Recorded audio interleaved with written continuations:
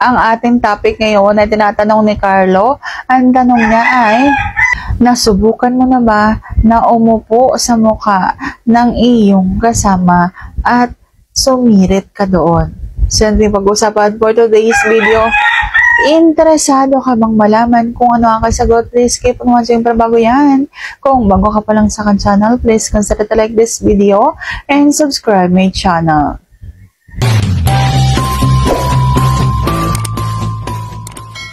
Sa tanong na nasubukan ko na nga bang umupo sa mukha, ang sagot ko ay opo. Nasubukan ko na yan at masarap po yan. Masarap inuupuan sa mukha ang isang lalaki. Pero yung sirit po, hindi po ako sumirit. Kasi nga po, pinigilan ko. Kaya ako kapag halimbawang ginagawa ko yun, umuupo ako sa mukha, ako na rin yung nagmamaneho para maramdaman ko yung sobrang sarap. Kasi magagawa mo ang kahit ano kapag halimbawang nasa ibabaw ka ng lalaki. Sobrang sarap na nararamdaman po niyan. So sana sagot ko ng tamang witara. And if you like this video, please consider to like this video and subscribe my channel.